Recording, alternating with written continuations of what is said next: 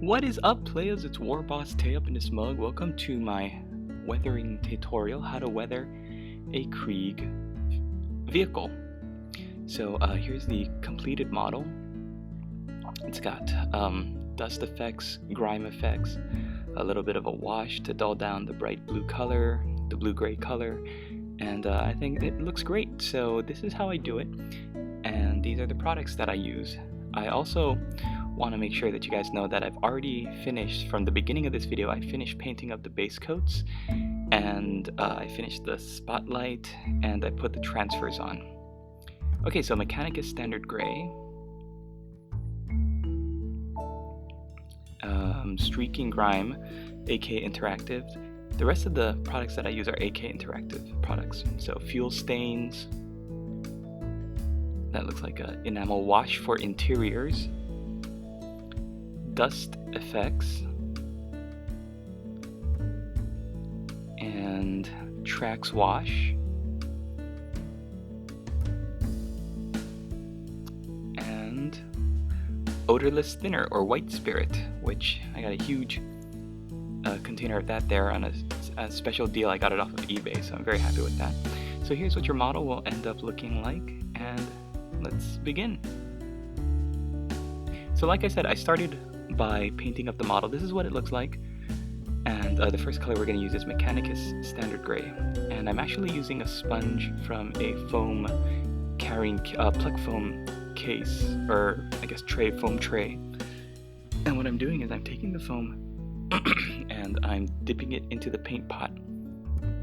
So I've got a nice amount of paint there, you can see on the end of my sponge there, and what I'm going to do is I'm going to spread it out through the sponge, and I'm going to dampen it. And then I'm just going to press it and get the majority of the paint off, so that you've only got some paint on the edge of the sponge there, which we are going to just sponge onto the hard edges of the armor plates. So this is going to be the natural wear and tear, where people walking, grabbing, machines scraping, equipment banging into the hard edges there are going to scratch and chip the paint. And while I'm doing this, you can see that I try to hit every hard edge, and I also try to get in between the different armor plates. So when it goes down the side of the model, in a second you'll be able to see that I try to pinch the sponge so that I have most of the paint in the center where I can control it, and then I kind of dab it down the center. So there's one example, just dab it around the edge of the armor plates, and it kind of creates a very random and natural look. If you are seeing lines of paint, it means that you've got too much paint on your sponge, and when it's going onto the model, instead of just dabbing on in small little patches, it's kind of really layering on to the model, which we don't want. We want it to create kind of random tiny little dots there. So there's the dozer blade, and yeah, there have been no washes on this model. So basically I took this model, this Centaur light assault carrier, I sprayed it with the Fang, and I just dry brushed rust gray and a little bit of Fenrisian gray, not too much, and then I went into this chipping. I also did the Trax in Mechanicus Standard Gray, I believe, and just did the silver bits and the gold detailing, and that's about it. So very simple color scheme.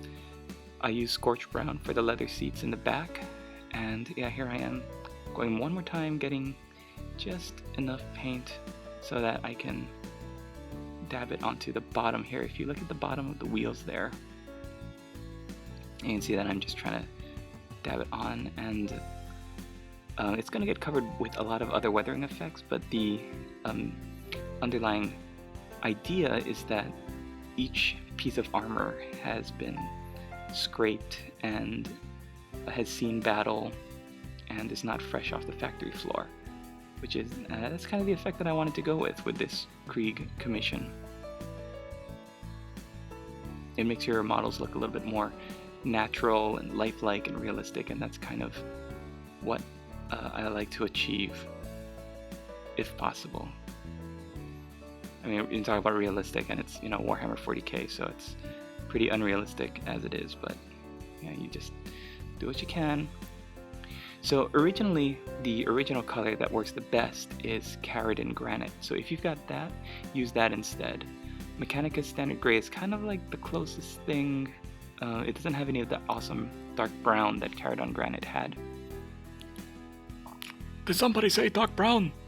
No, dark brown. So I guess another alternative could be like Skaven Blight Dinge or Storm Vermin Fur, but I tried both of those, and because they had the brown was a little bit too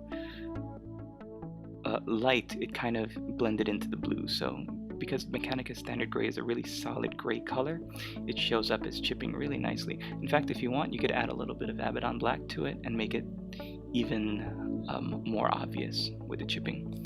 Okay, so I painted a little bit of, or I got a little bit of this paint onto the spotlight. That's not what I want, so I'm just taking some Stegodon Scale Green, and I am painting over the mistake that I just made. To do my spotlight, I painted the entire thing black, and then I took Stegodon Scale Green and I painted it in a very heavy crescent, and then I painted Sotek Green and blended it up to, I think, Temple Guard Blue is the finest highlight, but you don't want too much Temple Guard Blue or else it'll get too bright. And then I just washed it with Art Coat to make it nice and shiny. Speaking of washes, here's the tracks wash, and when you paint this onto your tracks, it's going to get really dark brown, oily. Did somebody say dark brown? No. Dark, oily, focus. There we go. So the tricky part when painting weathering onto your tracks is that you can't forget to paint onto the side of it. A lot of people are so caught up painting like mud or snow or whatever onto the front of the tracks, the top, that they forget that there's the sides of the tracks as well. So you've got to paint whatever effects you're going to do on the sides.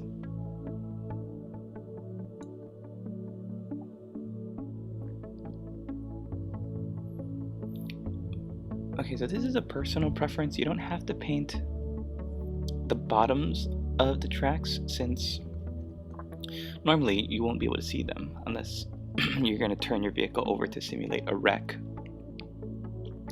But if you don't want to, you don't have to paint the bottom of the tracks. I'm doing that now just because I'm a completionist and perfectionist, and I like to have everything look pretty even. But if you're running out of paint, or you just don't want to do it, you're more than welcome to not. It won't ruin your paint job if you don't paint the bottom of the tracks.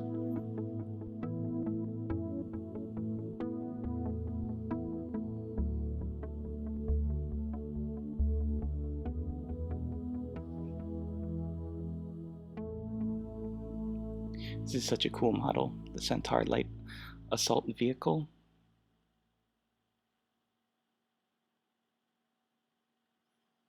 Really like it.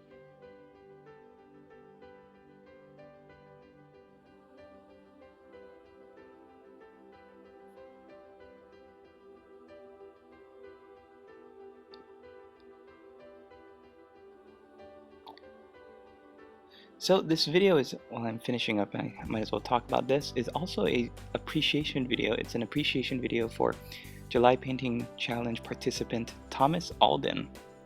So Thomas Alden did a project that had some Space Marines, but the majority of his guys were these Eisenkern Stormtrooper looking guys, and they kind of look like very heavily armored World War II,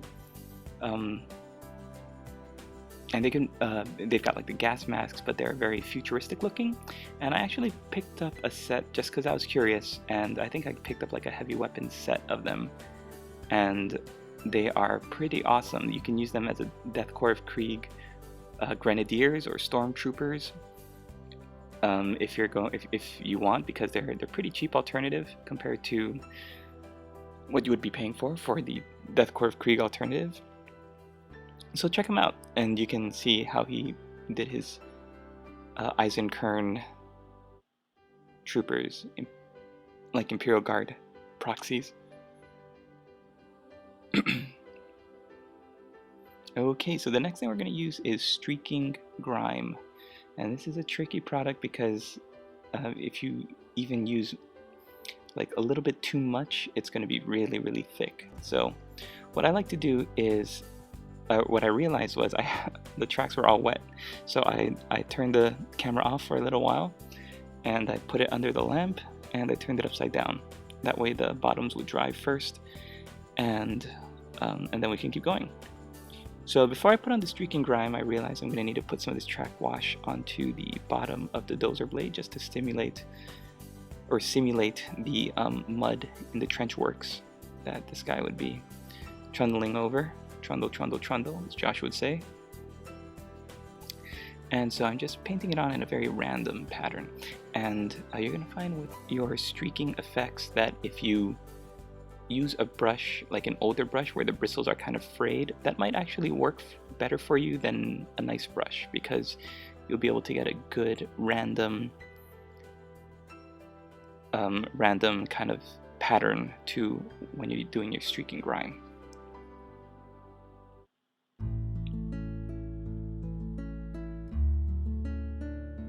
Okay, yeah, so here we go, streaking grime. This is to simulate I guess like lots of rainfall and dirt that kind of drips down the side of the armor plate and kind of dries and gets all grimy and streaky. I guess streaking grime, hence the name. Brilliant. So if you let it sit, or if you let the product stand, the grime, the brown dark pigment, is going to kind of sink to the bottom of the bottle. And usually I like to start with that because I can kind of get a feel for what I'm really painting with right now is just kind of the oil that kind of separates at the top. And then if you shake your bottle up a little bit, then you get some of that dark brown pigmentation at the bottom into the neck of the bottle. And that way, if you're painting with the oil at the top of your product, then you can just add in a little bit by wiping it around the neck of the bottle, and then it adds in a little bit of pigmentation so you can kind of experiment and work at your own pace, which is what I'm doing right now. I'm just kind of giving some depth and brown color to the edges of the armor plates. And the goal with this is not only do you want to hit every single rivet, it doesn't have to be hard, you don't have to put a lot of color there, but you just want to put a little bit of shading around each rivet to kind of make them pop a little bit. You're also going to be following all of the hard lines of the armor plates where they meet other pieces of the body of the tank. So here in the corners, this is where grime would accumulate after a heavy rain. So we're going to line any angle or any crease where the armor plates and the metals would meet. So right here is another one. And this is, I don't know why I find weathering so relaxing and rewarding and fun. It's a great break from painting your regular guys. And if, I'm using a Centaur light assault carrier, but you could use these techniques on like a Lehman Russ, on a Chimera. It's pretty much the same color as the Militarum Tempestus Scions, which are the new Stormtroopers. It's this kind of powdery blue-gray.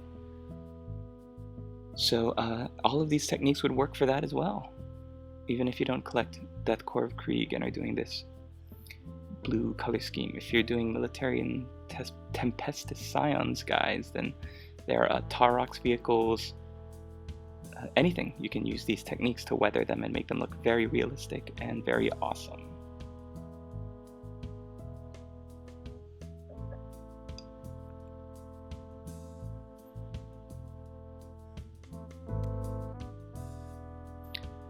Okay, so we're continuing here, just really going kind of easy with it. You'll notice that there's not a lot of brown. Boy, if you do too much of that grime, it really will make an impact because it's so dark and so thick of a color.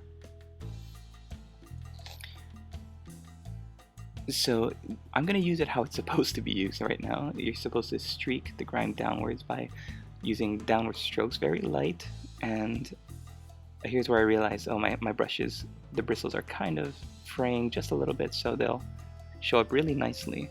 If you put too much streaking grime on your brush though, what you can do is use white spirit, or that thinning medium that I showed you, and what that will do is you just paint it around the area and it'll break up the pigment, make it kind of thin down. It's perfect for if you put too much weathering pigment or powder in one area and you want to kind of undo the effect that you just did. Just put a little bit of white spirit on the tip of your brush and just paint it onto whatever you just did, and it will spread it out really nicely. It'll dilute it, it'll make it almost disappear like it was never there in the first place. And white spirit is also what you use to clean your brushes. So after using enamel paints like these, AK Interactive products, a lot of them are enamel paints, and if you just put it into a cup of water, you're not going to get them clean. In fact, the enamel might dry, the oil might dry on your paintbrush and kind of mess it up. So you want to be able to clean it with the thinning medium, I guess, or the white spirit if you can, and that'll really save you in the long run.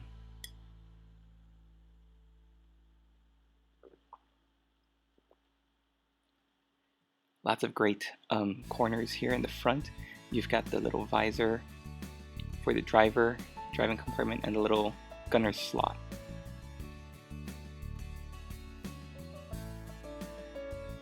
And you'll really notice how realistic the streaking grime, when painted on the rivets and into all of the creases, it really adds that touch of realism to your vehicles.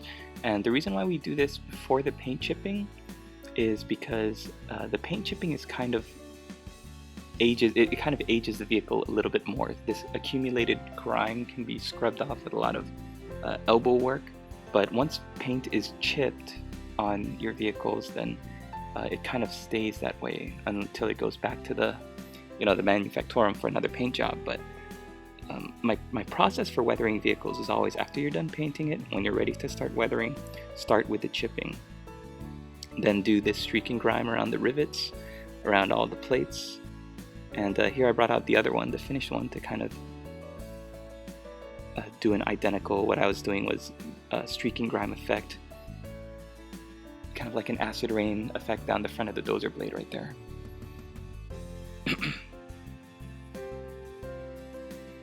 Just want to make them match up so that they look identical. And yeah, look at, if you can get a good angle of checking out the dozer blade, if you can see that streaking grime product really is really nice when you make it streak across a large flat surface area like the dozer blade. Okay, what am I using next? Fuel stains. Fuel stains, this stuff is fantastic. It's kind of like caramel, reminds me of caramel.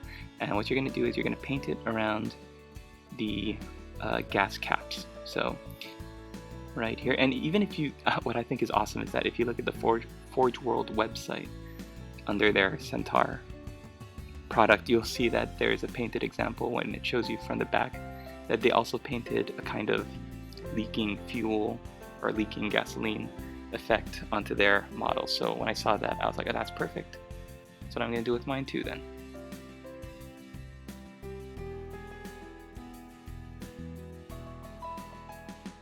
So you've got two gas caps on your Centaur, and they're right at the back on both sides. And you'll notice that the fuel stains the product is really oily and, like I said, really thick and caramel looking. So just looks awesome.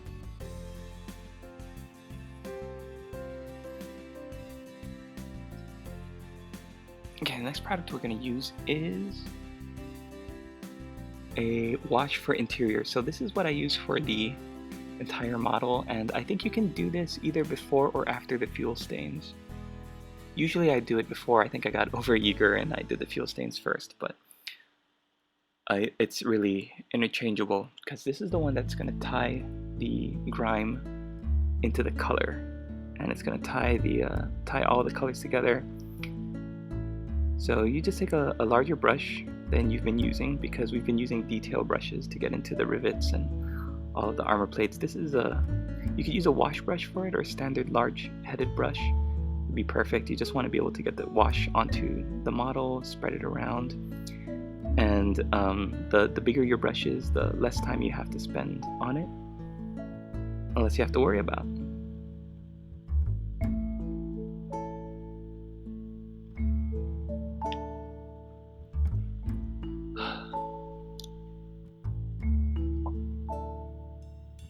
Oh my gosh, it's 5 o'clock in the morning. I'm so happy I don't have to work today.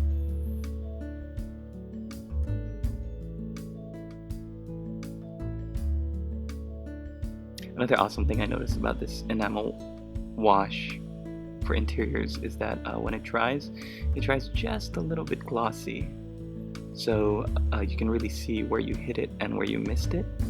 And if you notice that most of your area is shiny and glossy, but then there's one part that's really non-reflective, then that's an obvious indication that you forgot to paint that part.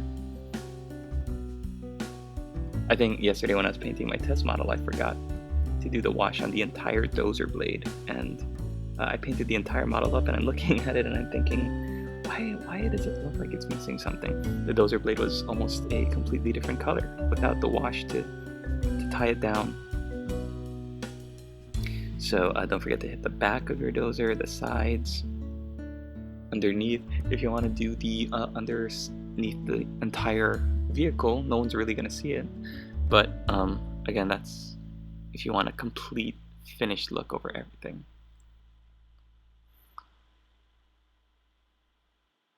Alright, so as you can see, I did a wash on the interior of the vehicle, and now I'm trying to finish up by painting up the sides. I'm going to start with the bottom of the tank first.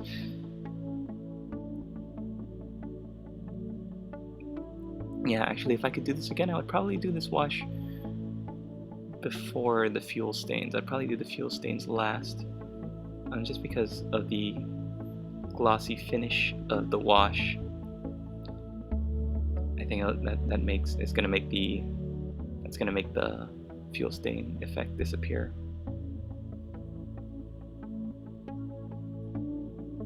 Now up and down the sides, you can see the little Imperial eagle, the double-headed eagle brass etch from the product that I reviewed yesterday. It's so much fun to use, but they're so fiddly.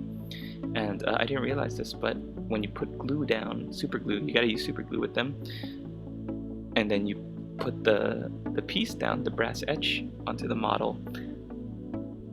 Sometimes it can be crooked, and the super glue really sticks it almost immediately.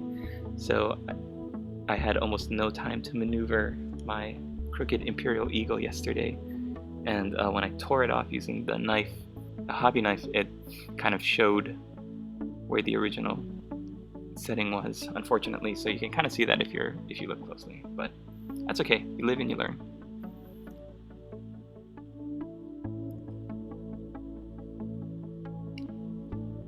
And that's awesome.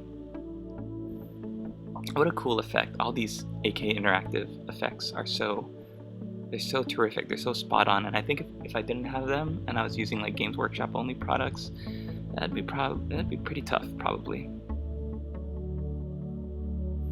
Okay, back to the fuel stains. I think I'm going into now here, like in the front section. I have no idea what this is, but to me it kind of was a perfect place to have some fuel leaking out. And also, if I could do this again, I would add some black soot underneath the unit numbers. You see those two little vents down the sides? That's probably where I would add some soot, some black powder. You just use a dry brush and dry brush that black powder onto those vents and down the side to kind of show the oily residue of the engine, and then just use some matte varnish or some white spirit to lock it into place.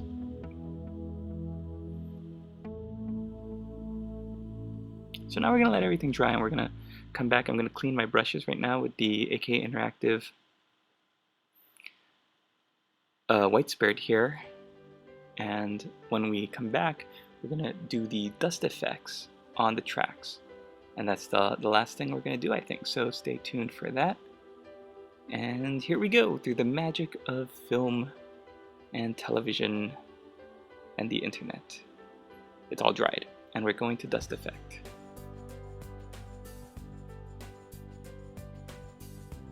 So the dust effect is kind of like a white, milky, but also gritty kind of compound or product. And so what I'm doing is I'm kind of spattering it onto the front of the dozer blade. Trying to keep most of it near the front on the teeth, and then just kind of spreading it across the front, the blade itself.